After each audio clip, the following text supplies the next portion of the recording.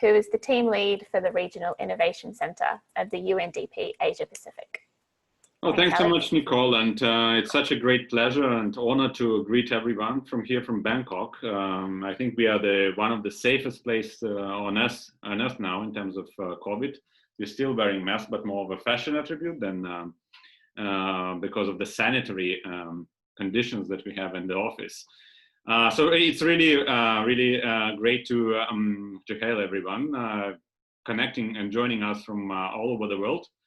It's really great. We are kicking off the 1-week marathon that is internally very intense in UNDP, a bit less intense on the external side, and we are so happy to include in this sharing community that we set up together with the Stage of Change for this week.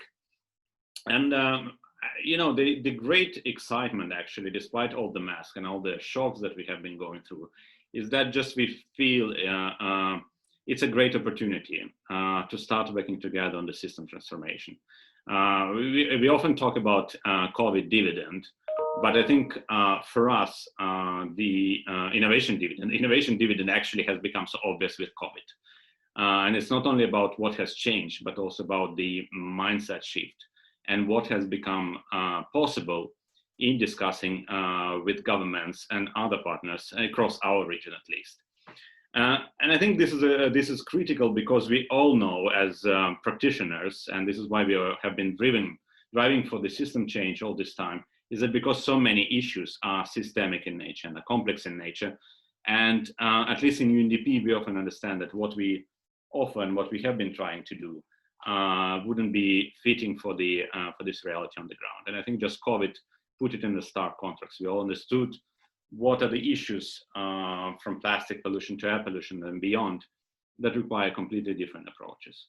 And I think once we are on this recognition, the big question is, so what? And how we would be doing differently things, right? And when we talk to governments, when we talk to other partners, and we essentially try to build movement around that, the question is how we do it. And I think intent behind this week is partly exactly that. How we learn from people who are in the trenches, who are trying to do that, is how, right? We are not offering precise toolkits or recipes, and I think there is no yet cookbook how you do system change or system transformation. But I think what is there is a wonderful burgeoning portfolio that emerge here and there with some beginning of the learnings.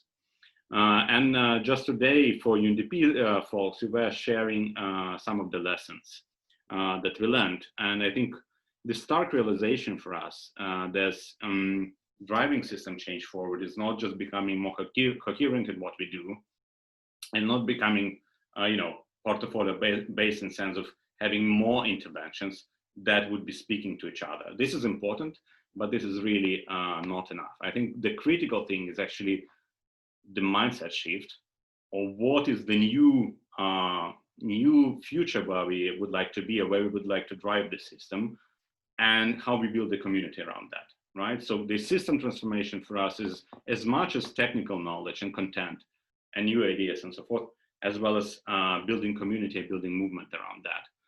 And what we would like to start with the Stations Change with this week, and we understand we are not starting it as such, but we are contributing to something that has been already happening and going. We want to contribute to forging, to building up that movement as we try to move our societies to much better post-COVID world. And extent to which we succeed is very much something we would like to judge in the next 6 to 12 months. This is a really a huge challenge for all of us. And if we would think individually or even as individual organization about it, we clearly would be overwhelmed. But our hope for today, for the week and beyond, is that when we are together, we are not overwhelmed. And can we really iterate and move along this uncharted path. So we're really happy to have you together with our partners and colleagues from States of Change, and looking forward to working and learning from you throughout this week and beyond. Thanks so much, and over to you, Nicole. Thanks, Alex. So just also, sorry, just to pick something up on the chat, we have actually set this up as a webinar. So the way to interact with us is via the chat. As we get into question time at the end, we will have the opportunity to turn your video on and hear your voices as well, if you're comfortable with that. So thanks, Lotta, for raising that. And sorry, we didn't say that earlier. So as Alex introduced, it's really exciting that we're beginning this week with this topic. I think we've got a whole week of conversations ahead. At the end of each day, we're having these open sessions that you're a part of here from all across the system spectrum. And we're really, as Alex said, really looking at hearing about what that means in practice. So I think we'll just get right into it today. I'm really excited that we get to open the week from this really important perspective, inclusive systems transitions, and just kind of toggling back a bit from the scale of systems transformations and really thinking about who are we working with and how are we working. So I'm absolutely delighted to introduce our speakers. We have Kellyanne McKercher, Felicity Tan, and Hya Bandana. Kellyanne is what I would say a rigorously thoughtful practitioner. They have a wealth of experience working on co-design projects in really complex social areas, currently working inside the government system, as well as doing some incredible advocacy coaching, and on top of all that, published a book this year. So welcome, Kellyanne. Felicity is joining us from New York, so it's great she's got a coffee there. Felicity is the head of strategy and development at WeSolve. She's got an intimidating bio of running global campaigns from all over the world, where she's really focusing on advocacy, partnerships, and capacity for change makers. And Hya is joining us from the Philippines, where she's leading the work on mobility and transport, which we're going to hear about shortly. Hya is a youth advocate, coalition organizer, political convener, humanitarian worker, and Felicity tells us she's giving some politicians a real run for their money at the moment. So we're really pleased to have her with us. And yeah, as I said, we'll hear from our speakers and then we'll get into some Q&A at the end. The session was actually scheduled for 75 minutes. I'm going to try and keep us to an hour so that you have some time away from Zoom at the end of the day, and also so that you can just use that time to just take in what you've heard and think about how that relates to your own practice. So with that, I'm going to pass over to Kellyanne. Thank you, Nicole. Okay, just checking you can see my screen. Fabulous. So hello, friends and colleagues near and far. As Nicole mentioned, my name is Kellyanne, or KA for short. Today I want to speak about small circles, patchwork, and systems sewing. For positionality, I want to recognise that I am a white queer designer. I work on stolen land, so the land of the Wangal people, here, unceded lands. I work in and out of government amongst significant health and social inequity and climate crisis. For those who are low-sighted, I am a white, gender non-conforming person with a straight blonde fringe and some snazzy big glasses and a colourful top. I'm sitting in a sort of semi-dark room with some lovely pot plants in the background. So today for our conversation, I want to talk about three things. The first is about responding to dimensions of difference. The second, designing in small circles. And the third, knitting together small circles for big change. So I want to start by addressing a sort of a myth or a misnomer, which is that we need inclusive systems. I don't think, and many others don't think, that we need inclusive systems, but rather a pluriverse of different approaches and movements. Many worlds in which many different types of people and experiences can exist together. The goal should not be trying to include people in dominant, capitalist, white, or patriarchal systems. Just to get straight into the hard stuff. So when we're talking about the pluriverse, I see this as a movement away from blanket approaches or one size fits all that are really tempting and seductive to do at scale, but where heaps of people sit outside the blanket, where that's too hard, where they don't comply, where they don't fit in.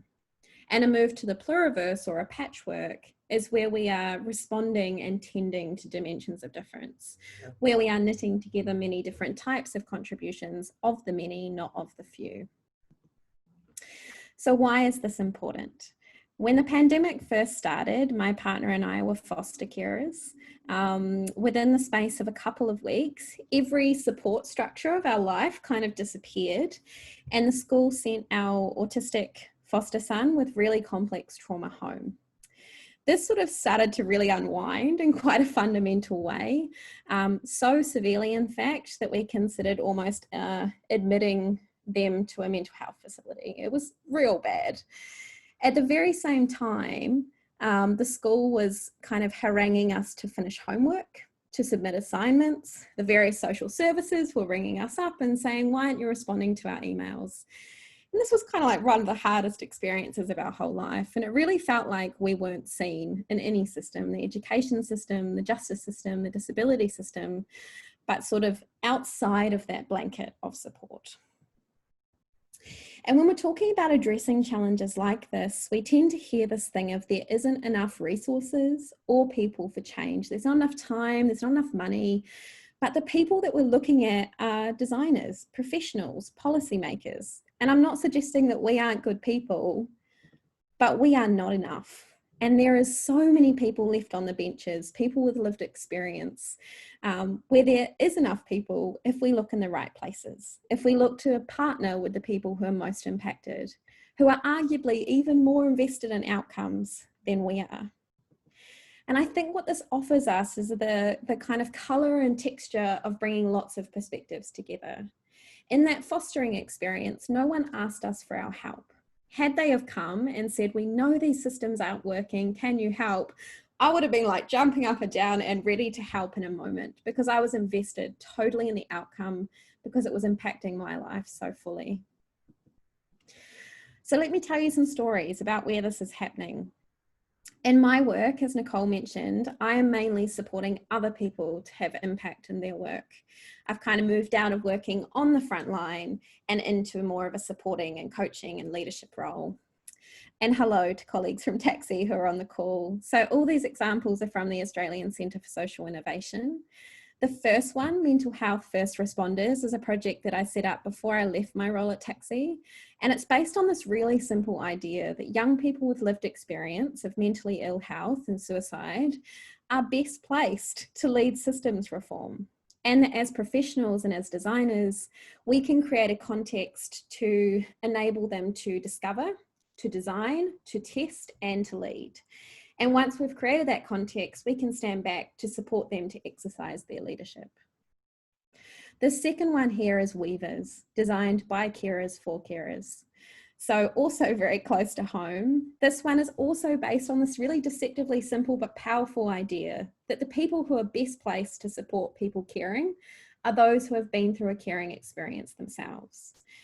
And this is a model that is not just about supporting carers through what is one of the most isolating and most difficult experiences, but also preventing further harm. We know that carers have the worst health outcomes of any population subgroup in Australia. And finally, family by family. So this is the project that took me to Australia to work at Taxi in the first place. Again, and you'll notice a pattern here, it's kind of deceptively simple, that families who have gone through a hard time are best placed to support other families who are going through a hard time. It is often more dignified and more human to be supported by a peer. And I guess this is why we could say models such as Alcoholics Anonymous or AA are really successful, because the dignity of relationship is baked right in. So to put some structure around this, if we're moving from not doing anything into the pluriverse, I think there's 4 levels. The first level is where we ignore and we minimize difference. We say things like, oh, everyone's the same. I just treat people all the same. You know, one thing can work pretty well for everyone. And then we blame individuals who aren't served by that approach. And dominant culture always wins here, resulting in systems that are colonizing, racist, ableist, homophobic, transphobic, that are really harmful and marginalizing. So if we take a step up, we are then wanting to learn. So we're engaging generously with people with lived experience. We're listening to their experiences and we're looking at our models to see how well they're performing. Now this one's good, it's making a start, but it's not really acting or responding. So the next layer is when we implement what we know from the edges and the margins into our services, structures, and systems, be it interactions, workforce, physical space, policy, communication, whatever. We expand and diversify choices for people. And we challenge those really pervasive mental models in the system, like, oh, those people are just hard to reach, or they're just ungrateful, or they're not compliant. And we start exploring new models like peer and community-led, as we saw in the taxi examples. Even better though, I think, is where we rethink systems and structures entirely. When we investigate decolonizing and unpicking the patriarchy that is so woven into so many of our systems.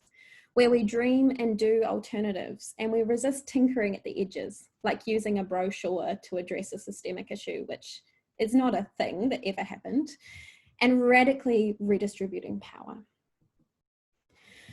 So the thing about all this though, these really powerful interventions like the ones that we saw from Taxi, the design work happens always in small circles first. So in my work and in the book that Nicole mentioned, this is the sort of model that I use. And it explains that in the core, we have a small circle or multiple small circles, depending on what you're trying to do. In this small circle, there is 3 perspectives that we bring to bear: people with lived experience, professionals who work with or for, and provocateurs. So these people have nothing to do with the context. They come in to offer something fresh, unburdened, and also kind of buffer the power differentials between people with lived experience and professionals. In this circle, there is a massive amount of relationship, intimacy, and connection that drives the quality and depth of the design work. In the bigger circle, and maybe this is the people that sounds like Hya's been giving a run for their money, we might have politicians, influencers, artists, advisors, bridge builders, where we're taking what is known and felt in a small circle or in private lives out into a public kind of life. But none of this is possible without a kind of support team that wraps around this. And the perspectives I like to bring in here is a convener, a healer, design coach, community connectors, and coordinators. And the healer is not one we usually see in a design framework, but it is essential for work that really shifts hearts, minds, and the kind of stuff that really holds us back in the community and in outcomes. So the rules of small circles are as followed. And I wanted to use rules because it kind of sounds a bit more like serious and structured, not that I'm a huge rule follower. The focus in a small circle is co-decided, not predetermined. Social connections come first every time. We might start with a meal rather than starting by getting around the table and like doing the design workshop.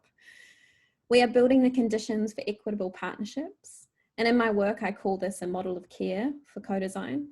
Professionals, no matter how senior they are or how important they are co-learners. They do not just like pop in and out when they feel like it, or do meetings in the back of the room. This work is relational, reciprocal, and regenerative. It is held by creative and compassionate facilitation, and it always builds from strengths and what already exists. So as I start to wrap up, I want to challenge a few more things. Design is about tools, outputs, and scale. I think that design is about restoration, relationship, scaling deep into mindsets and values and beliefs, and sometimes wide. So what is our role as systems conveners or systems sewers? Our role, I believe, is stitching together all of these small circles, amplifying them, spotting patterns. Some of the people who are really good at doing this are community leaders, artists, policymakers, evaluators, designers, visionaries, and citizen movements. The question that I'm always asking when we look to scale is, what stories do people want to tell about their own lives? And what does liberation look like? And what is holding us back? Scale must always benefit communities and respect context. It cannot only be about what organizations want to achieve. And sometimes things don't have to scale to be important. And as systems conveners, as designers, as artists, as policymakers, whoever we are, I think that our role is about creating the conditions within systems for greater listening, learning, and acting. So I want to finish with a quote which I heard via a disability advocate turned Theravadan Buddhist monk one time down the road here in Sydney, which was from Rufus Jones, who was a Quaker mystic, who said, "I pin my hopes to quiet processes and small circles in which vital and transforming events take place." Having worked a decade in complex systems change and social innovation, I too pin my hopes here. Thank you.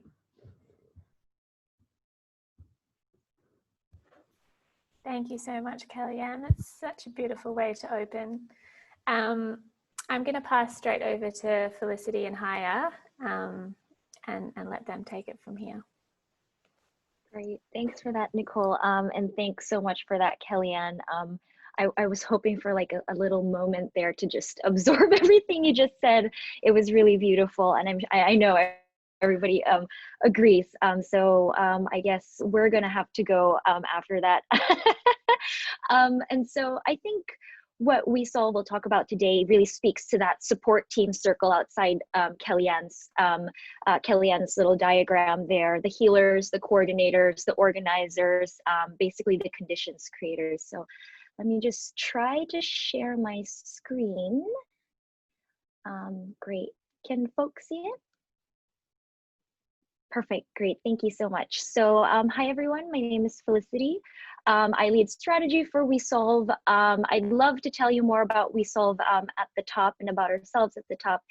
But I think this really isn't about us. This is about the systems we're trying to change. And so if you don't mind, I'm going to just jump right into one of the problems WeSolve is attempting to address, and through that kind of unravel and discover what we do and how we think, and how we would love to invite you to kind of co-create with us solutions to this. So one of the issues that WeSolve works in is urban mobility. This is Metro Manila, life before COVID. To the left, you see 4-hour traffic jams, apparently the second worst traffic jams in the world. And to the right is a bad day at one of the subway stations. Metro Manila has 12 million people, and the public transport system is not designed to serve all 12 million of us. And in fact, about 5 million commuters are left unserved every single day, which means either they have to walk to work, they have to take public transportation at midnight or 3 a.m. at all odd hours. So essentially, nearly half of the citizens of Manila are not served by public transportation. And one would think that during COVID, when demand for mobility is down, things would get better. Unfortunately, that is not the case. We went through one of the strictest and longest lockdowns in the world. And to your left is just a small sample of the hundreds of thousands of Filipinos who were left stranded because public transportation was shut down. We have we have a lot of informal workers in our economy, and they had to walk 5 hours each way just to get to work, because no work, no pay, no food. And to the right are some of our public transport workers, so drivers. Because they are unable to work, they end up having to beg for food and receive subsidies from the government and line up for hours. So clearly there is an imbalance in the system, and very clearly we have a systems change problem. I'm mindful of the time, so I'm going to skip my question over here, but essentially, what we're trying to say is, in a typical systems map, we see a lot of things. We see institutions, policies, structures, stakeholders, people, very important there, but typically they're seen as archetypes, not as real human beings, as well as the relationships between these things. That's very cool and very important, because those are the things that we need to change and we need to move in order to reconfigure the system. But at WeSolve, we believe in looking at the vital pulse in between these things. So instead of archetypes and personas, we really see human beings.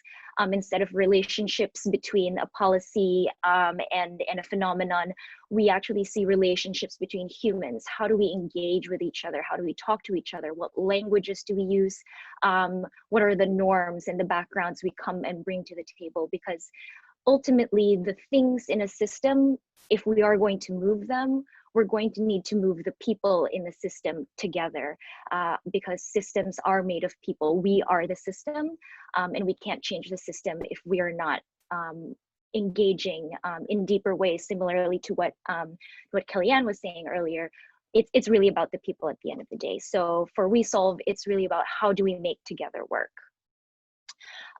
So we've probably heard a lot, especially over the last year, that we need to partner better, we need more collaborations, but we don't really talk about how do we do that. And so at WeSolve, we've tried to bring a solution around the table. Systemic change is so complex, as we all know. We're all systems entrepreneurs here, and we need to orchestrate and coordinate so many things across the system. But if the change makers themselves, and when we say change makers, not just the experts and the leaders, but every single person in the system, because everyone has power in the system in some shape or form. If they're not organized, we're not going to be able to organize the reconfiguration of the system that we're trying to do. That said, we can't just look up structures. We have to deal with emergence. We have to welcome emergence and make space for these evolving dynamics while also keeping our eyes on the prize. So we really have to balance that.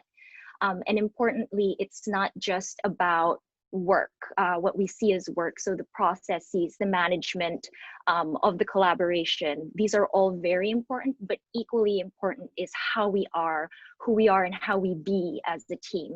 So I like to think of this as sort of the mind-body connection for teamwork. And so how do we do that? We believe there is an underinvestment in backbone organizations. We need to invest in secretariats. And interestingly, what we've found is these secretariats, these organizers, the support system, the healers, the conveners, the coordinators, they don't have to be neutral. They have to be passionate. They have to be most especially passionate about the people in that group, these small circles and the big circles that they're trying to weave together. But what's important is they're not beholden to an organization or a specific agenda or a funder in particular.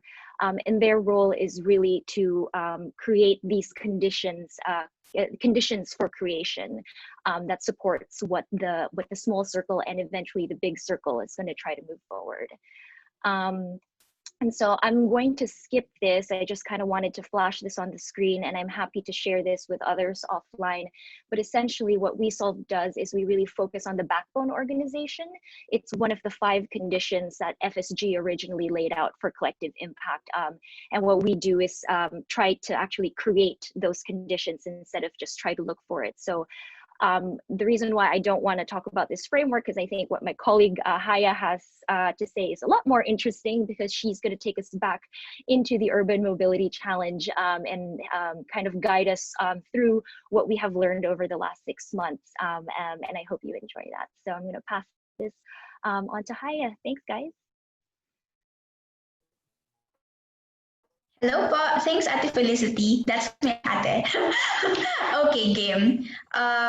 So before the coronavirus, there were so many varying agendas. The pandemic ignited urgency and realization that we need to take a unified approach. Next slide, Ate. Small circles of advocates and peers realized that each of them represented pieces of the system. Sorry, Ate, the following slide. Yes, po. The piece of its system, and that to move forward, each of their pieces needed to work together. So that network of around 20 people eventually became 140 organizations and 77,000 individuals fighting for a safer, more inclusive, and more humane public transportation system. And the Move as One community, our community, cuts across many differences: social classes, age, political standing, and even race. We have representatives from various sectors: youth organizations, student groups, persons with disability, urban poor, senior citizens, commuters, transport workers, laborers, cyclists, transport economists, public policy researchers, budget analysts, and so on. There are just so many representations. So what is our policy objective and what have we won so far? So our policy objective is simple. We want to move people and not cars. And so far, we are winning. In the past 6 months, these are our 3 key achievements. The first one, we have earned people's trust. So Move Us One is recognized as the voice of the people. We have united not only sector to each other, but also against each other. We created a safe space for them to solution that works for all. And department secretaries, we have a seat in the negotiating table. Second key win, change policy. To a brief context of what this system is. In the old system, the income of our jeepney drivers depends on the number of passengers they carry. Again, it depends on the number of passengers they carry. My father is one, and after working for 18 hours of hard labor, he only earns $16. That's less than $1 per hour. In just 6 months of lobbying, which changed a 4-decade-old system, government is people like my father living wage for the main 8 hours of labor. If you compute it, he's going to earn around thrice as much. And that itself is a huge policy change. Third key win, we are moving people. There is a paradigm shift. In a culture where cars automatically symbolize success, we have created communities of advocates who believe that mobility is about people and not cars. I grew up not questioning that hell of a transport system. But now we have civil society demanding better because now we know that there are alternatives, that our transportation system is a needless suffering, and that we Filipinos can demand better because we actually deserve better. So it's been 6 months. What have we learned so far? 4 lessons. First Hya. one, everyone is a co-person creates. Sorry to Sorry. interrupt. We're just getting a bit of a bad connection. Do you mind turning off your video, and then we might be able to hear the connection a bit better? Let's try that. Oh, okay. Sure. Is this better? Okay, thank you. First one. Okay, thanks for telling me. Okay, game. No one person creates a solution. The more perspectives there are on the table, the less imperfect the solution is. And in a huge coalition like ours, having multiple voices heard and recognized brought solutions that worked for everyone, even the government. There are no heroes, no one is a diva, no one person hogs all the responsibility, no one person claims all the credit. Distributed accountability means everyone can act and everyone is responsible. In fact, even the people you don't like are co-heroes too. This is what's the difference between a partnership and a collaboration. In a partnership, you choose the people you work with. When you collaborate, you work with people you don't necessarily see eye to eye with, but acknowledge that they are crucial in making systemic changes happen. We collaborate with the government. And honestly, this is why we've been winning so far. We recognize that everyone is trying, even our decision makers in their ivory towers. We are all fighting for what we believe is good. But that particular good doesn't always align. That's why it's important to not strengthen walls, no matter how much you disagree with people. Try to abolish walls, and if you can't, build bridges around them. Second key lesson, there are no substitute for real experiences. Our educated members, our experts, do not have greater voices. They help us with the technical side of the solutions, and the basis of these solutions are always the real experiences of the people on the ground. Yes, we have so many people in the coalition, but the Philippine population is more than 77,000. So how do we ensure that inclusive perspectives are brought in the table? 2 ways. First one is emergence or organically. We have a Facebook group which in English means, "How was your trip, my friend?" Anyone can join that group. There is a wide variety of members who give us local experiences on the everyday, none of which even gets to the news. But more importantly, discussion threads about policies and events and initiatives organically begins and ends. People talk, and that alone is value. Second way, structured. Our 140 organizations represent various sectors. We don't need to consult all 300,000 members of Centro, one of our labor groups, for example, to understand the perspective of laborers. The representatives know that their sectors need based on years and even decades of organizing in the grassroots. Third key lesson, building consensus is hard work. Building consensus is an emotionally laborious process. This isn't magic. There is no fairy godmother who makes disagreements disappear overnight. Building consensus needs to be thoughtful and restructured. So how do we do it? We make sure to ask our members to lay down their non-negotiables. What can they let go of? What do they value the most? Remember that these sectors and these voices are human beings who fight for values and fight for the people they love. Second, pick your battles. What issues are worth building consensus for? Quick story. We didn't agree on the mandatory face shields issue. Our medical community supports it because it increases production by 5%. But our commuters and laborers don't agree with it because it is an additional expense. So we had a series of meetings to resolve it, but it stays as it is, and we just left it as it is, unresolved, and that's okay. A month later, the government wanted to reduce minimum physical distancing to around 0.3 meters, 1/3 of what's safe, reducing protection by more than half. Move Us One is united in saying no. What does this mean? Disagreements aren't personal. Just because you disagree with one thing doesn't mean you can't agree with other things. And we all know that consensus isn't a one-time thing. We need to constantly negotiate it as things emerge. And sometimes that's every other day. And sometimes it's even best to convene small circles to resolve differences. Same issue, physical distancing. One faction of doctors wanted to reduce it, the other faction wanted to retain it. Policymakers didn't know who to listen to, and some of them were anticipating a fight. Well, Philippine politics, in fact, loves drama so much. So some were actually excited to have a fight. And some of the media has been framing the topic to put the doctors against each other. But you know, people are mature. The Secretariat convened both, and the two factions stopped. We resolved it, and then we brought back a single recommendation to the country. And it works. Not everyone needs to be in that conversation. Sometimes the more people involved, the messier it gets. But all these things can only happen if we create and sustain safe spaces. And to do that, lesson number 4, our last lesson, we need to build a community that feels like family. That includes investing in check-ins and check-outs, for example, during meetings, nurturing safe spaces where people can say no or take accountability. In good times, Move Us One, we use we and give credit to the community, acknowledge everyone's contribution.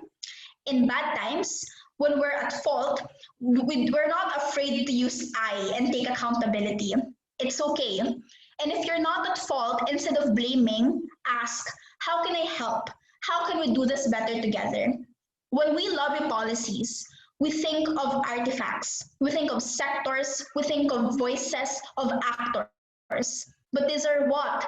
They're people. And people get tired, they get demotivated, they get sad. So as much as we can, we insert humor and love and warmth in the process of working together. And this is how we've been sustaining a volunteer-run organization where people don't get paid, but are delivering great results. We give them a family. That's it.